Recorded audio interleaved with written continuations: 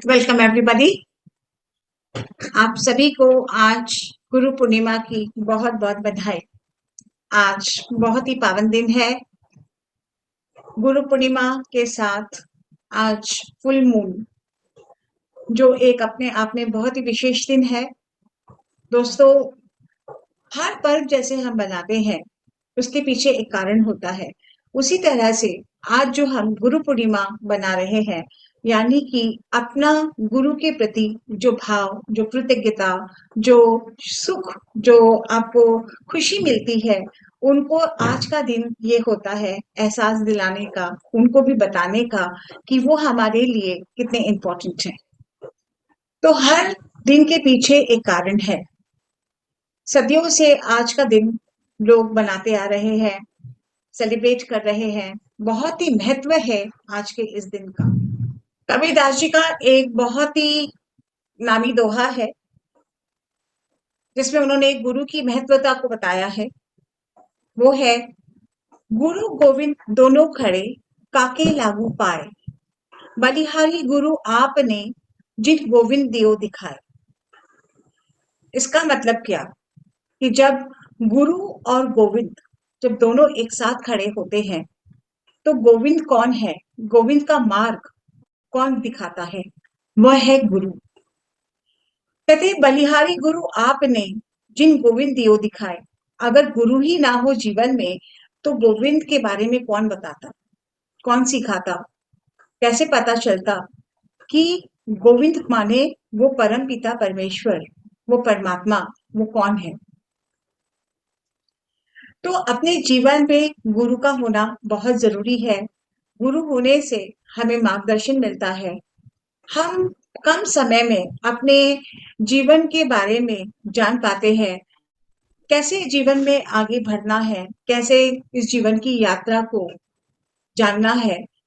वो एक गुरु के मिलने पर वो यात्रा बहुत आसान हो जाती है, क्योंकि जो गुरु होते हैं उन्होंने अपना जीवन को जिया होता है। उन्होंने कई वर्षों तपस्या, मेहनत, साधना के बल से उन सारी चीजों को जाना होता है, और वो अपने अनुभव के साथ हमें वो चीज को बहुत ही कम समय में वो मार्गदर्शन करके आगे ले जा पाते हैं। तो गुरु अगर हमारे जीवन में हो तो जीवन बहुत ही आसान हो जाता है। गुरु का मतलब क्या? गुरु एक संस्कृत भाषा का शब्द है, जिसमें गु प्लस रू।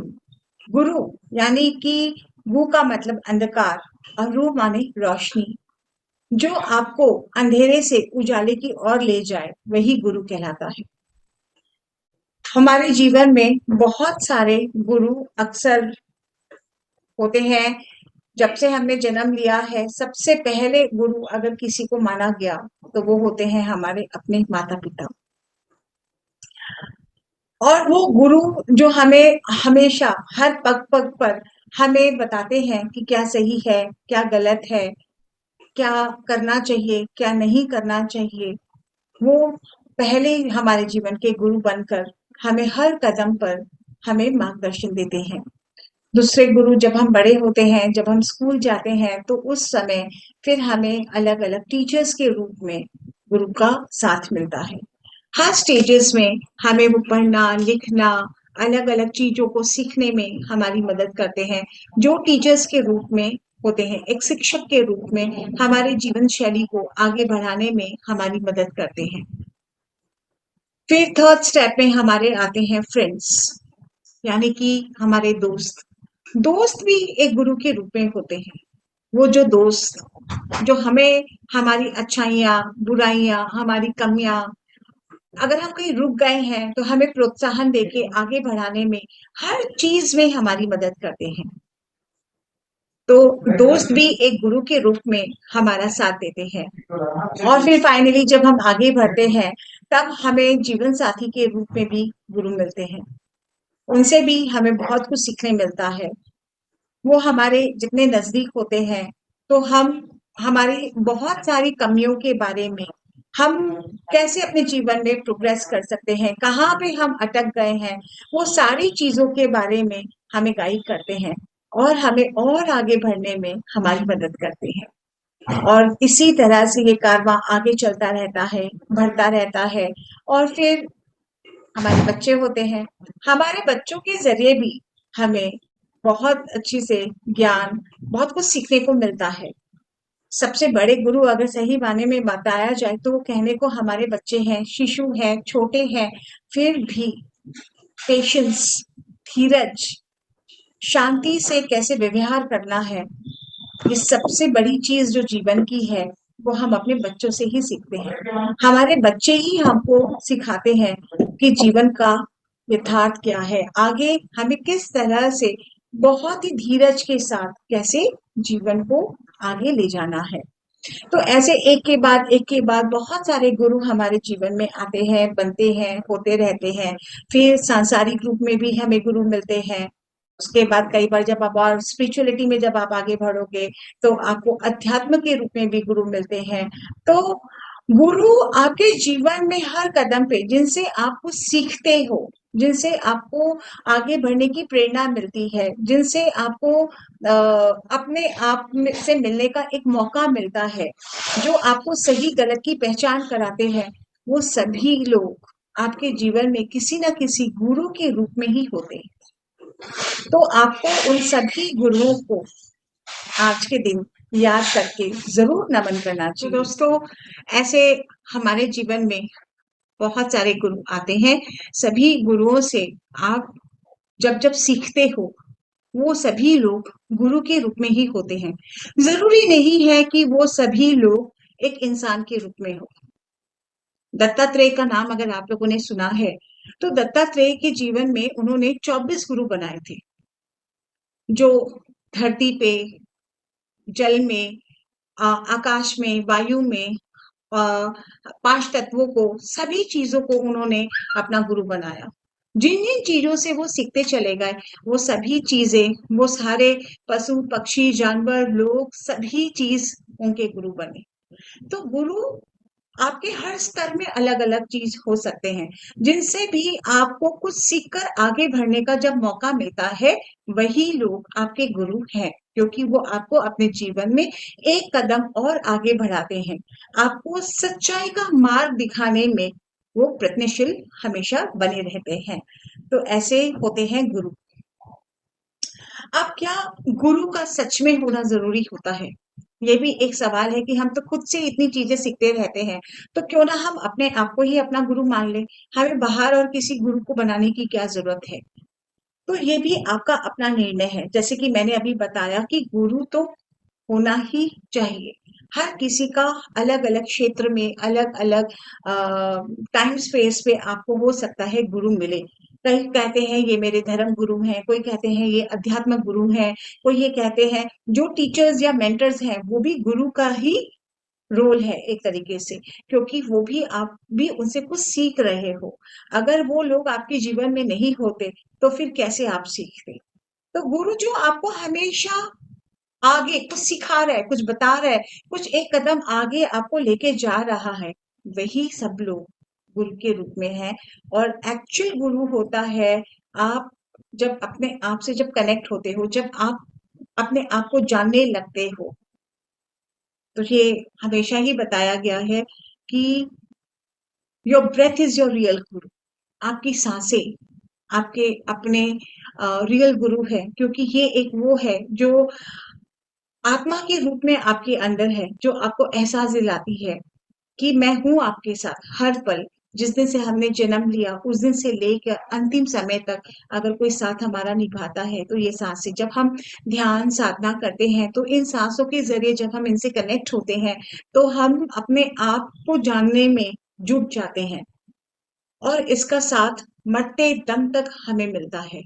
तो अगर सच मायने में देखा जाए तो आपकी अपनी जो सांसें चल रही हैं, ये हैं आपके अपने गुरु। गुरु को अगर और गहराई से इसकी विशेषता, इसकी महत्वता को अगर आप जानेंगे, तो अगर ये देखा जाए तो गुरु एस्ट्रोलॉजिकली, हिस्टोरिकली, स्पिरिचुअली, इन सब अलग अलग क्षेत्र में भी गुरु की महत्वता को अलग तरीके से बताया गया है। एस्ट्रोलॉजिकली अगर देखा जाए तो आषाढ़ मास की जो पूर्णिमा आती है, उस दिन चांद की जो रोशनी होती है वो सबसे ज्यादा चमकीली और ब्राइट होती है। और आज के दिन जो आषाढ़ मास की जो पूर्णिमा है, ये सबसे बड़ी पूर्णिमा है। और इस पूर्णिमा में जब हम ध्यान करते हैं, साधना करते हैं, तो इसका लाभ बहुत ज्यादा हमें मिलता है। और ऐसे भी माना जाता है कि पूर्णिमा में जब कोई ध्यान करता है तो उसकी एनर्जी 3 टाइम्स मोर पावरफुल होती है। वो इसलिए क्योंकि ऐसे आज जो पूर्णिमा जब होती है तब चांद धरती के करीब होता है, और जो पृथ्वी है वो सूर्य और चांद के बीच होती है।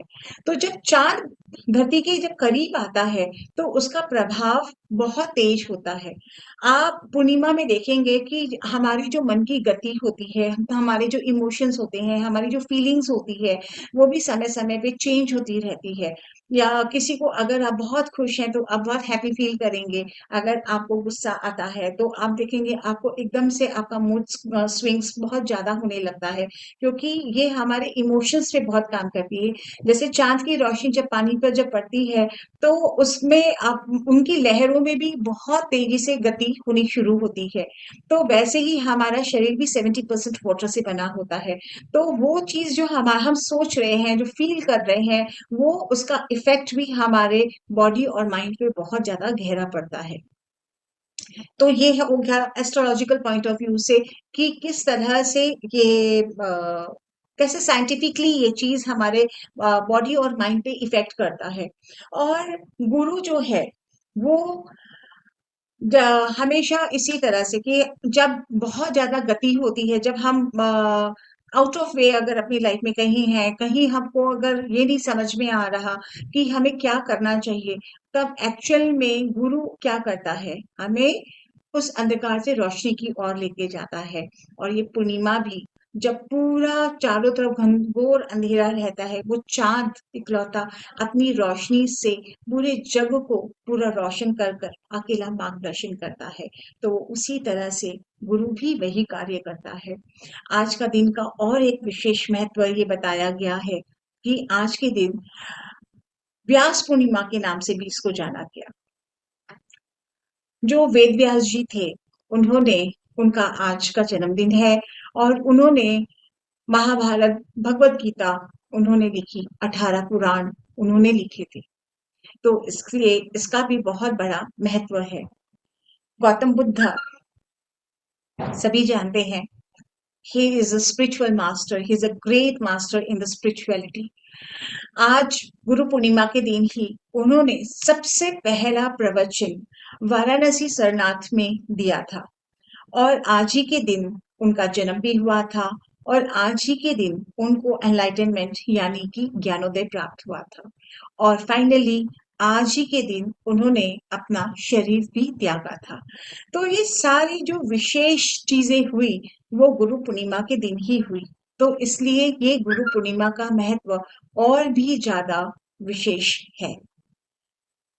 इसी तरह से आज से करीब 15,000 साल पहले आदि योगी जो शिवा के रूप में जाने जाते हैं, उनका स्वतः ही जन्म हुआ। और वो इस दुनिया में आए। और जब वो आए तो क्या हुआ, वो बैठ के जब वो ध्यान साधना करने लगे थे तो अचानक से बहुत लोगों ने जब उनको देखा कि ये कौन है, देखने में बिल्कुल हमारी तरह मनुष्य है, ध्यान कर रहा है, साधना कर रहा है, और वो निरंतर वो ध्यान साधना में बैठे हुए हैं। तो उनको देखने के लिए बहुत सारे लोग इकट्ठे हुए थे, हजारों लाखों लोग आ गए और देख रहे थे कि वो क्या करना चाह रहे हैं। वो एक योगी पुरुष, लेकिन उनको भौतिक जगत से कोई मतलब नहीं था। वो बहुत धीरज शांति से एक स्थान पर बैठकर वो ध्यान कर रहे थे। जब ध्यान के अनुभव में वो जब इतनी गहराई में जैसे जैसे वो डूबे, तो डूबने के बाद जब उनको कुछ हो रहा था, जब उनकी आंखों से कुछ आंसुओं के बूंद बहने लगे, तब लोगों को पता चला कि वो जीवित व्यक्ति है, वो अनुभव कर पा रहा है, कुछ तो है। तो उनकी आंखें खुलने का भी बहुत लोगों ने इंतजार किया। और एक समय आया जब धीरे धीरे एक के बाद एक लोग उनका साथ छोड़कर वो निकलते चले गए। लास्ट में सिर्फ 7 लोग रह गए थे, जो कि जब आदि योगी का जब ध्यान पूरा हुआ, उन्होंने देखा कि सिर्फ 7 लोग थे, तो उनको उन्होंने सप्तऋषि का नाम दिया। और उन्होंने ध्यान के दौरान जितना भी कुछ पाया था, वो सब कुछ, वो ज्ञान उन सप्तऋषियों को उन्होंने बांटा था। तो वो सप्तऋषि जो थे, उनको 112 तरह का उन्होंने ध्यान साधना की टेक्निक बताई थी, जिसे विज्ञान भैरव तंत्र के नाम से भी जाना जाता है। तो हर एक ऋषि को, उनको 7 तरह का, 16 तरह के, सॉरी, उनको मेडिटेशंस के टेक्निक्स के बारे में बहुत डीपली बताया गया था। तो जब वो चीज उनको उन्होंने दिया, देने के बाद उन्होंने बताया कि अब कि आप इसको सातों दिशाओं में जाइए और सब लोगों को इस चीज के बारे में बताइए कि ध्यान ही इकलौता ऐसा मार्ग है जिसके द्वारा लोग अपने आप से जुड़कर अपने आप को वो जान सकते हैं कि वो उनका मकसद क्या है, वो इस धरती पे उन्होंने क्यों जन्म लिया है, क्या करने आए हैं वो इस धरती पर, और उनका इस जीवन का पूरा मूल सार्थ क्या है। यही चीज एक्चुअली हम सब मनुष्यों को जानना ही चाहिए। हम जब इस दुनिया में आते हैं तो हम भूल जाते हैं। हमें लगता है कि बस अपना परिवार, बच्चे, संसार, इन सबको ही बस देखना, इनके साथ ही समय बिताना ही हमारा जीवन का पर्पस है। लेकिन एक्चुअलिटी में ये हमारा जीवन का पर्पस नहीं है। हमारा जीवन का पर्पस इससे बहुत बहुत अधिक है, बहुत ज्यादा विशाल है। पर वो क्या है, वो हमें कौन बताएगा, कैसे पता चलेगा, कैसे हम इन चीजों के बारे में जानेंगे? तो दोस्तों, हर किसी की जीवन की यात्रा अलग है। सबके जीवन के फीलिंग्स जो है उनके अलग है, इमोशंस अलग है, मंजिल अलग है, राइट? तो आप क्या करने आए हो, क्यों आए हो, क्या, कब तक आपको पूरा करना है, ये तो हर इंसान को खुद को ही जानना पड़ेगा। एक गुरु आपको बता सकता है कि कैसे करना है। जैसे एक माँ अपने बच्चे को खाना बना के दे सकती है, यहाँ तक कि उसको मुंह में भी खिला देगी, लेकिन फाइनली मुंह तो उसको ही चलाना पड़ेगा, उसे ही चबाना पड़ेगा, उसे खाना पड़ेगा। वैसे ही होते हैं गुरु, कि गुरु आपको बता सकते हैं कि क्या सही है, कैसे करना है, क्या नहीं करना है, पर उसको अपनाना तो आपको ही पड़ेगा। और जब आप इसको अपनाते हो, वैसे वैसे आप अपने मंजिल तक आसानी से पहुंचना शुरू कर देते हो, और फिर आपके जीवन में सुख, शांति, समृद्धि अपने आप आनी शुरू हो जाती है। तो जो रियल गुरु होते हैं, वो कभी भी किसी से कोई तरह का अटैचमेंट नहीं रखते। वो, उनके अंदर में बिल्कुल हर तरह से वो फ्री होते हैं, और उनको सिर्फ देने का रहता है कि किसी भी तरह से हम अपनी जो ज्ञान है, अपनी जो नॉलेज है, या किसी तरह से हम अपने द्वारा किसी को सुख, शांति, समृद्धि दे सके। तो वो, ये उनका फाइनल फीलिंग होती है। अगर आप कोई भी, जितने भी हमारे महान गुरु हुए हैं, अगर आप उन सभी गुरुओं के जीवन के बारे में अगर आप ध्यान से पढ़ेंगे या सुनेंगे या सुना भी होगा, तो आपने पाया होगा कि वो सभी लोग अपने जीवन में, उन लोगों ने सिर्फ अंत में दिया ही दिया, और देने के लिए वो, उन लोगों ने हर संभव कोशिश करी। बहुत सारे अगर कठिनाइयां भी आई, परेशानियों का भी अगर सामना करना पड़ा, लेकिन वो कभी पीछे नहीं हटे, और वो हमेशा सबकी मदद करते रहे। तो वो होता है गुरु, कि जब आप अपने आप में समृद्ध महसूस करते हो, तृप्त महसूस करते हो, जब आपको लगता है कि अब सब ये संसार, ये भी मेरा है, मतलब आप मेरे हो, मैं आपकी हूँ, हम सब एक ही हैं। जब हम वननेस की फीलिंग में जब आते हैं, जब एकता की फीलिंग में आते हैं, जब कोई भेदभाव नहीं होता, जब कोई हिंसा नहीं होती, that is the ultimate feeling when you become a guru and you try to help others. तो इस तरह से आदि योगी ने भी वो अपने ज्ञान को दिया, और जब उन्होंने कहा कि अब तुमको जब ये ज्ञान मिल गया है, अब तुम इसको बांटो, तो फाइनली जब वो ऋषि मुनि जब वहां से चल पड़े, तो तब उन्होंने कहा कि मेरी गुरु दक्षिणा क्या है। तो दोस्तों पहले के ज़माने में ऐसा था कि हर चीज़ों के लिए गुरु हमेशा अपने शिष्यों से गुरु दक्षिणा भी लेते थे। गुरु दक्षिणा का भी बहुत महत्व बताया गया कि वो इसलिए कि जो आपको उनके द्वारा कुछ शक्ति, ध्यान, ज्ञान जो भी आपको लाभ मिला, वो चीज़ से वो दूसरों की जब हेल्प करे तो जो वो गुरु है उसको अपने अंदर ये एहसास ना हो कि मैंने किया, मेरी वजह से हुआ, यानी कि वो ऋण मुक्त करना, उस अहंकार को मिटाना कि मैं कुछ नहीं हूँ, जो हो वो सब कुछ तुम हो। तो लास्ट में एक 7 ऋषियों में एक ऋषि थे, वो उनका नाम था अगस्त्य मुनि। बाकी ऋषियों ने तो कहा भाई हमारे पास तो ऐसा कुछ नहीं है, हम क्या दें, हमें कुछ समझ ही नहीं आ रहा। तब अगस्त्य मुनि ने कहा कि गुरुदेव आपने जो मुझे ये 16 रत्न दिए हैं, मेरे लिए यही सबसे बड़ी अनमोल चीज है, मैं आपको यही चीज समर्पण करना चाहता हूँ। तो जब उन्होंने उनको वापस दिया तो इसका मतलब ये हुआ कि वो गुरु ने बताया कि तुम बिल्कुल खाली होकर जाओ, कुछ ये ना समझो कि तुम्हारे पास बहुत कुछ है, अब तुम ही हो जो हो, तुम्हारे अंदर वो अहंकार भी नहीं होना चाहिए कि मेरे को बहुत कुछ आता है, मैं सब कुछ जानता हूँ या जानती हूँ और मैं ये सब कुछ कर सकती हूँ। तो जब अगर आपके अंदर बहुत इस चीजों का जब अहंकार जब आ जाता है, तब क्या होता है कि आप और कोई चीज ग्रहण नहीं करना चाहोगे। आपको सिर्फ ऐसा लगेगा कि मुझे क्या जरूरत है कुछ सीखने की या जानने की, मुझे तो सब कुछ मालूम है। लेकिन दोस्तों जब बाल्टी खाली होती है तभी उसके अंदर में और जल आ सकता है। तो हमेशा अपने आप को शून्यता में रखना है, हमेशा अपने आप को खाली करके आगे बढ़ते हुए चलना है कि yes I am ready to accept. मैं जो कुछ भी मुझे मिलेगा, जहां से भी कुछ मिलेगा, दोस्तों जीवन का हर एक पल, हर एक क्षण अभी तक की जिंदगी में मुझे लगता है कि वो ही ज्ञान है, वो भी एक गुरु के रूप में है। हम हर क्षण से सीखते हैं, हर पल से सीखते हैं। Life is full of experiences and knowledge. तो क्या नॉलेज का कोई अंत है? ये तो एक अथाह सागर है, आप जितनी डुबकी इसके अंदर में लगाओगे उतना ज्ञान आपको मिलता जाएगा, उतने सारे हीरे मोती आपको मिलते चले जाएंगे। तो ये होता है कि go deeper and deeper to know yourself, who you are, why you have come here, right. तो जैसे भगवान शिव को निराकार के रूप में भी माना गया, एक शून्य के रूप में उनको ये उनकी आकृति इस रूप में दी गई है, उसी तरह से हम सबको भी बनना है। हम सबको ठीक है, हम फिजिकल रूप में एक आकार है हमारा, लेकिन मन से बिल्कुल शून्य होना है।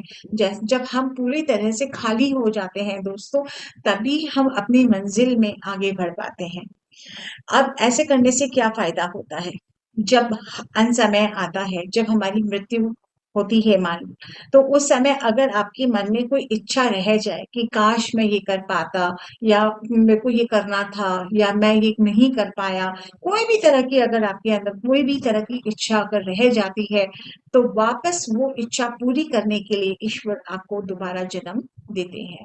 और ये इच्छा हमारी है, चुनाव भी हमारा है, तो जन्म तो हमें लेना ही होता है।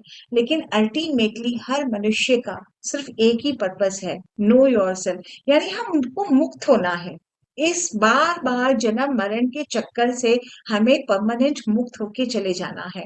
तो वो मुक्त तब होंगे ना जब आपके अंदर कुछ पाने की इच्छा ही नहीं रहेगी, जब आप पूरी तरह से तृप्त हो जाओगे, हर तरह से आपको शांति को आप अनुभव करोगे, तभी ही आप मुक्त हो सकते हो। तो आप इसीलिए जीते जी हर पल, जैसे जैसे हम खाली होते रहेंगे, जब तक हम लेट गो करते रहेंगे, हम सबको माफ करते चले जाएंगे, और कोई एक्सपेक्टेशंस जब हमारे अंदर इतनी नहीं रहेगी, तो एक समय आएगा, एक समय आता है हर किसी का, तो तब हमें वो मोक्ष प्राप्त होता है। तो कहते हैं कि जब आपको ये पता चल ही गया है कि ये चीज कैसे होती है, तो फिर इतना समय क्यों बर्बाद करना, इतना टाइम क्यों वेस्ट करना? क्योंकि गुरुओं ने तो इन चीजों को जान लिया। अब इस चीज को जानने में हमें पता नहीं कितने जन्म लगेंगे, कितने बार बार हमें आना पड़ेगा। तो ऐसे कई जन्मों तक जब तक हम इन चीज से पूरी तरह से मुक्त नहीं हो जाते, तब तक हमें जन्म जन्मांतर तक वापस इस लोक में आते रहना पड़ेगा। तो गुरु के द्वारा इन चीजों की जब जानकारी मिल जाती है, तो हम अपना वो जीवन मरण का जो ड्यूरेशंस है, बार बार जो आना जाने का जो ये चक्रव्यूह है, उससे हम बहुत जल्दी से बाहर निकल के आ सकते हैं। क्योंकि अब हमें पता चल गया है कि अल्टीमेटली इस पृथ्वी लोक जो कर्म भूमि है, जो हमारी इच्छा है, जब तक इस इच्छाओं को अपने सारे कर्मों को जब तक हम पूरी तरह से कंप्लीट नहीं कर लेते, तब तक हम अपने परमपिता परमेश्वर को नहीं पा सकते।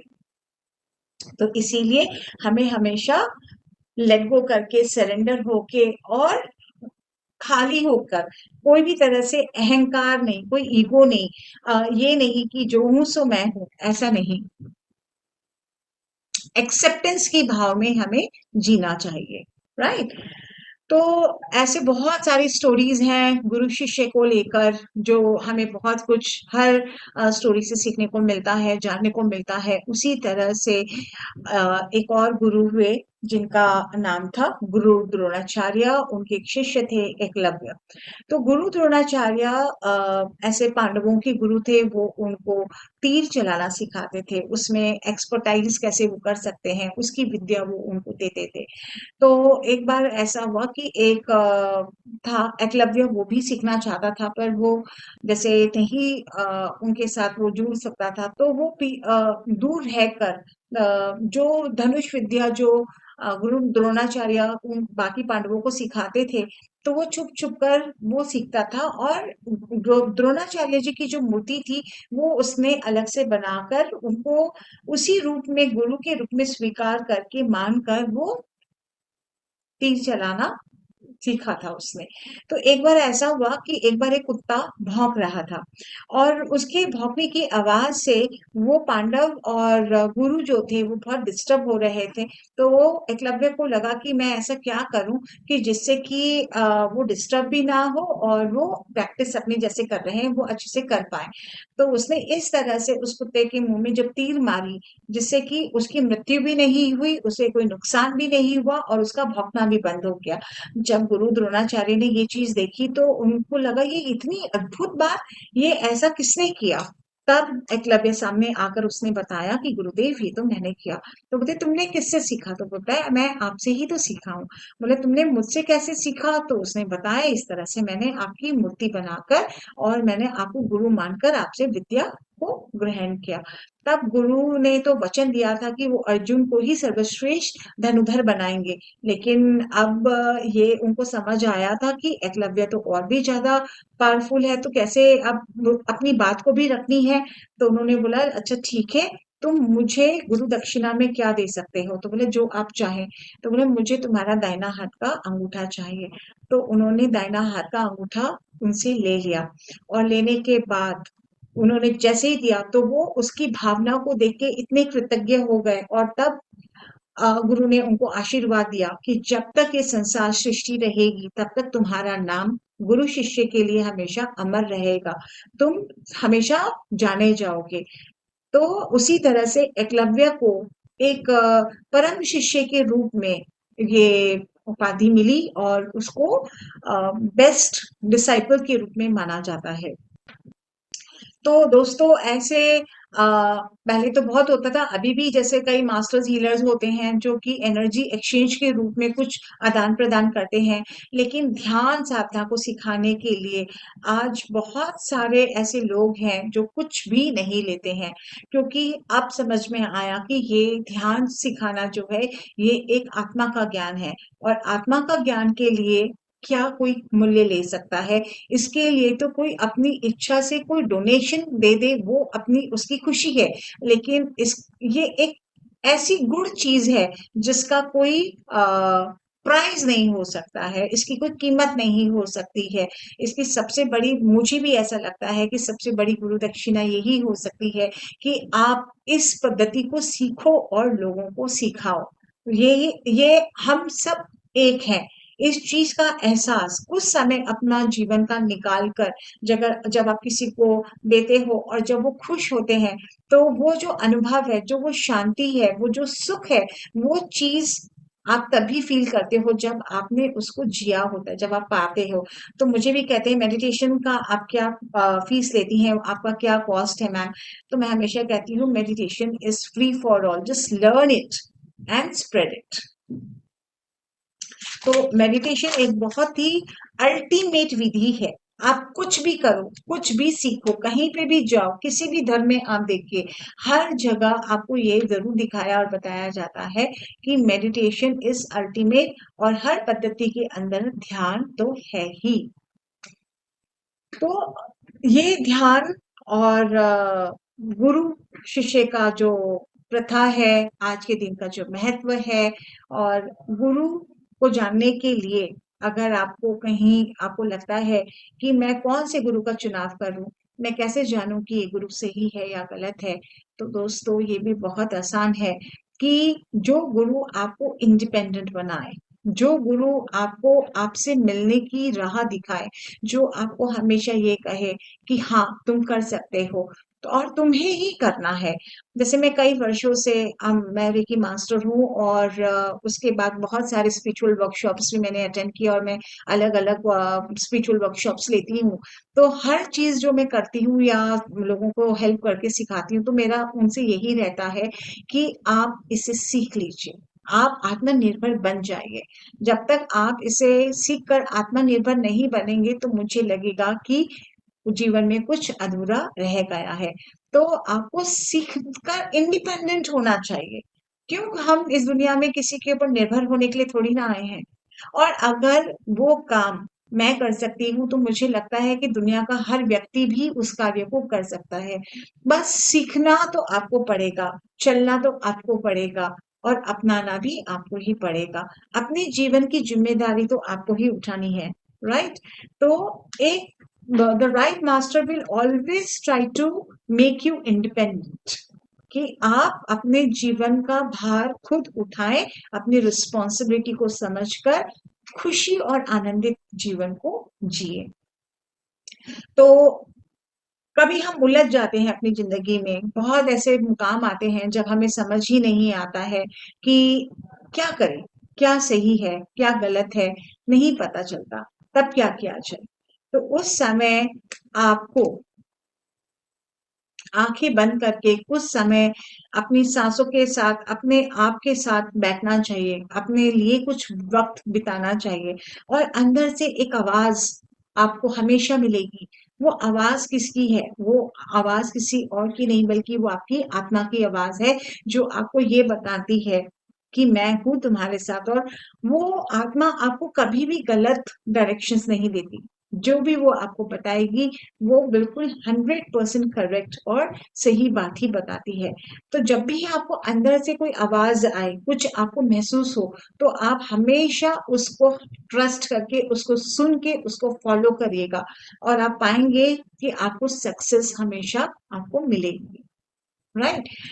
तो फाइनली हम मेडिटेशन करेंगे। मेडिटेशन करने के पहले एक चीज है कि गुरु ब्रह्मा, गुरु विष्णु, गुरु महेश्वरा, गुरु साक्षात परब्रह्मा, तस्मै गुरुवे नमः। ये एक स्लोगन जो हम हमेशा से सुनते आए हैं, तो इसका क्या मतलब है? यानी गुरु ब्रह्मा जो है वो क्रिएटर है, वो रचेता है।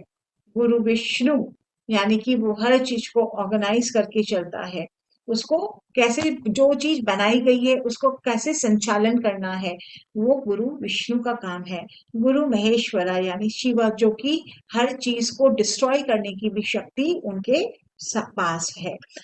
गुरु साक्षात पर ब्रह्मा, यानी यहाँ पे पर ब्रह्मा किसको बताया गया? यानी कि वो all mighty, all that is जिसे हम कहते हैं, जो है वो तू है, वो है पर ब्रह्मा।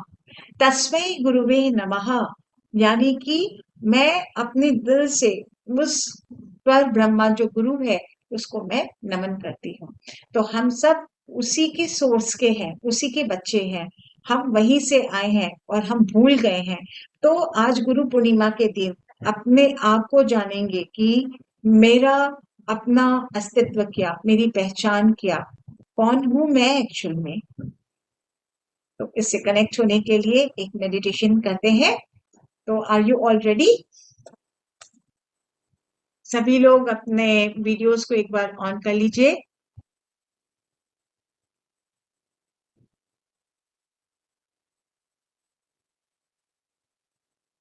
निताशा, तुहिन, अंकुर, you all can on your videos। तो मेडिटेशन प्रोसेस के लिए हम लोग स्टार्ट होंगे, मैं आपको गाइड करूंगी अकॉर्डिंगली, आप लोग फॉलो करेंगे उसको। और मेडिटेशन कंप्लीट होने के बाद भी आप लोग लीव मत करिएगा, कंटिन्यू करिएगा। कुछ एक्सपीरियंस वगैरह है, कुछ क्वेश्चंस अगर आपको जानने हैं तो आप वो मुझसे पूछ सकते हो। Okay, done.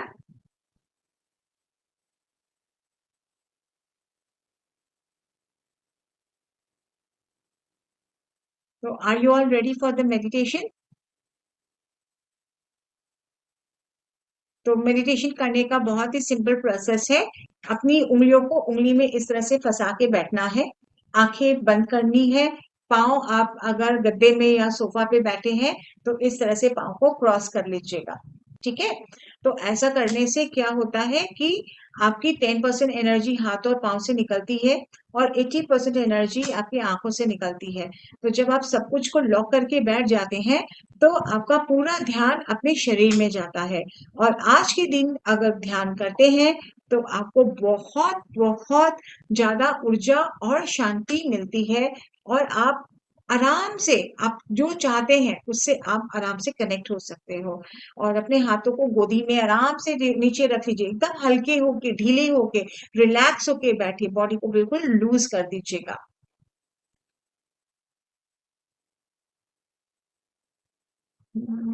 ठीक है।